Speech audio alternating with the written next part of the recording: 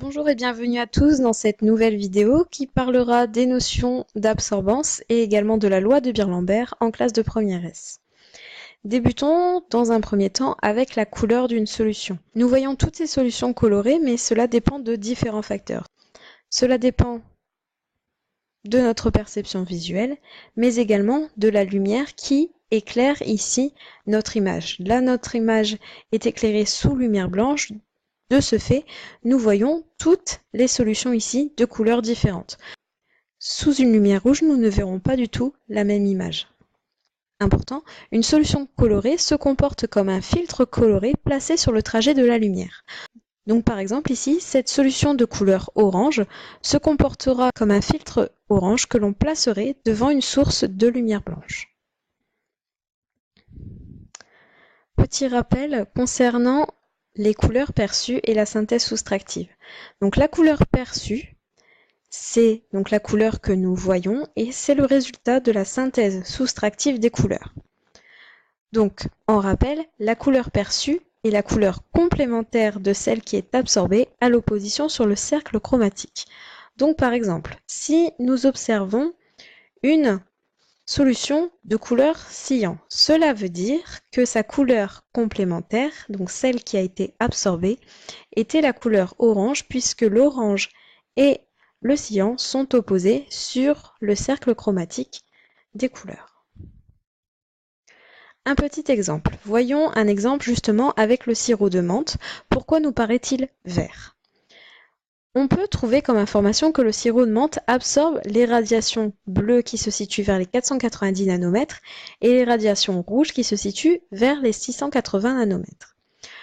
La façon la plus simple de décrire justement la perception de notre couleur verte de la menthe, c'est que sous une lumière blanche qui est composée donc des trois couleurs primaires, à savoir le bleu, le rouge et le vert, la menthe absorbant les couleurs bleues et les couleurs rouges, il y a donc uniquement la couleur verte qui est transmise et cela apparaît comme la couleur donc perçue.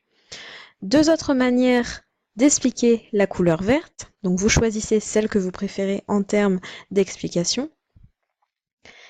Si nous parlons justement des couleurs absorbées, les couleurs absorbées étant le rouge et le bleu, cela signifie que les couleurs transmises étaient le jaune et le cyan. Cela peut s'expliquer justement avec la synthèse soustractive. Donc l'image a été remise ici. Si nous absorbons la couleur rouge, cela signifie que la couleur transmise sera le cyan. Et si nous absorbons la couleur bleue, cela veut dire que la couleur transmise sera la jaune. En synthèse soustractive, lorsque nous allons soustraire la couleur jaune à la couleur cyan, nous allons donc obtenir notre couleur verte. Troisième façon d'expliquer, si les couleurs absorbées sont le bleu et le rouge, ça veut dire que la couleur absorbée par addition sera donc la couleur magenta.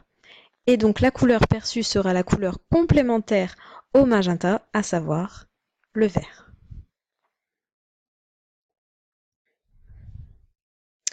Notion et définition de l'absorbance.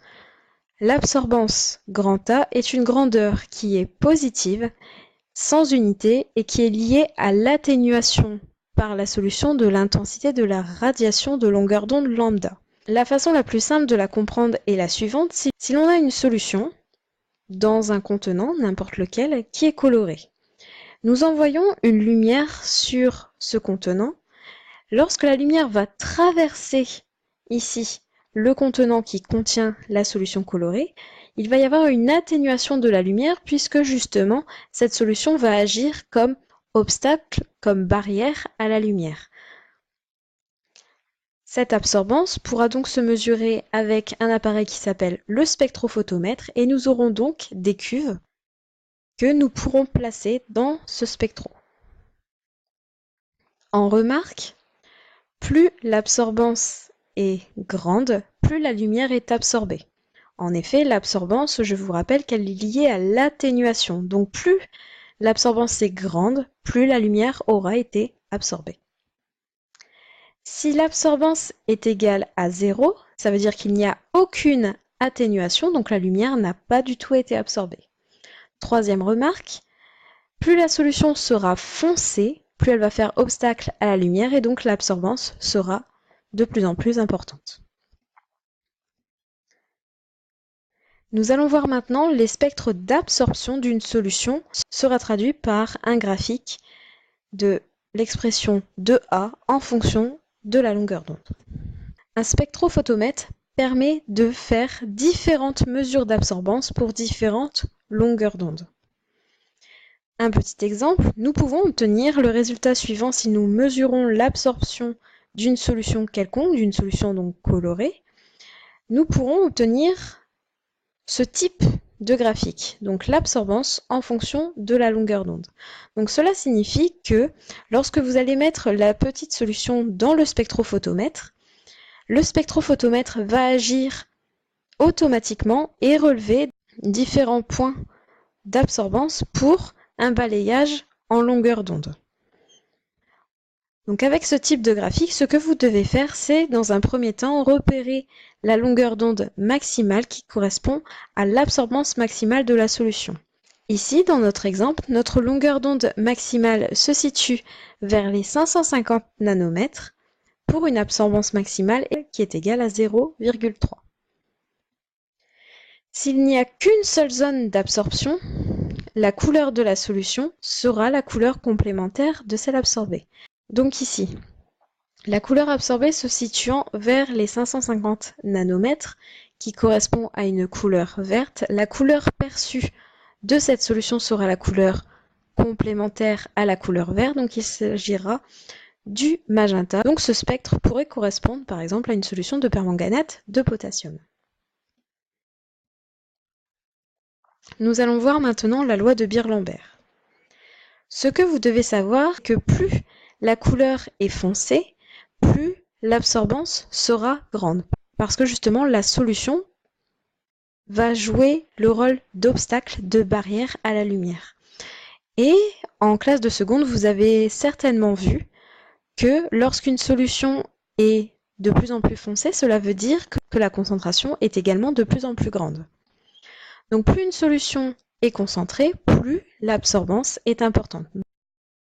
Donc imaginons, nous mettons cette solution ici qui est totalement incolore dans notre cuve. Si nous envoyons donc une lumière sur cette solution, la lumière ne sera pas du tout absorbée. Donc elle sera transmise totalement. Par contre, si nous faisons passer une lumière à travers ce tube, ici, la lumière sera en partie absorbée et beaucoup plus absorbée que par exemple pour cette solution-là. Donc ça veut dire que nous pouvons avoir des absorbances différentes pour des solutions, des concentrations différentes. Deuxième chose à avoir à l'esprit, c'est que l'absorbance peut dépendre également de la largeur de la cuve. Nous avons ici 3 solutions de même concentration qui ont été réparties dans des contenants de différentes largeurs. Ici, nous avons une largeur très petite, une plus grande et une encore plus grande. Et nous voyons justement qu'au niveau de la perception des couleurs, elles sont totalement différentes. Et pourtant, cette solution est la même. Comment est-ce que cela peut s'expliquer? Ça veut dire que si l'on envoie justement une lumière à travers cette première petite cuve, la lumière va traverser une largeur moins importante. Ici, par contre, dans cette deuxième cuve, la lumière parcourait une largeur plus importante, ce qui signifie que au niveau de la perception, l'absorbance, la solution va avoir tendance à faire une plus grosse barrière et donc l'absorbance sera plus importante. Et au niveau de la perception des couleurs, c'est exactement la même chose. Ce que vous devez retenir, c'est que plus la largeur de la cuve est grande, plus l'absorbance sera grande. En effet, la lumière, lorsqu'elle va traverser une petite cuve, la solution va agir comme obstacle, mais l'obstacle sera beaucoup moins grande dans cette situation-là que dans cette situation-là. Justement, parlons maintenant de la loi de Beer-Lambert en elle-même. L'absorbance, comme montré dans les photos précédentes, dépend donc de la concentration de l'espèce colorée et également de la largeur petite l de la cuve. La formule que nous pouvons retenir est donc la suivante, c'est-à-dire que l'absorbance pour une certaine longueur d'onde est égale à epsilon, donc epsilon c'est un symbole grec, pour une certaine longueur d'onde multiplié par L, la largeur de la cuve, multiplié par la concentration. Si nous voyons maintenant les différentes grandeurs, donc A, c'est l'absorbance de la solution qui n'a pas d'unité. Epsilon, donc c'est le coefficient d'absorption molaire de notre solution. Donc ce coefficient dépend directement de l'espèce chimique et également de la longueur d'onde. Elles vous seront donc communiquées à chaque fois. L'unité n'est pas à retenir. Petit l, il s'agit de la largeur de la cuve qui sera exprimée en centimètres. Et grand C, la concentration molaire de l'espèce colorée en mol par litre. Je vous remercie de votre attention, cette capsule vidéo est maintenant terminée et je vous souhaite une bonne journée.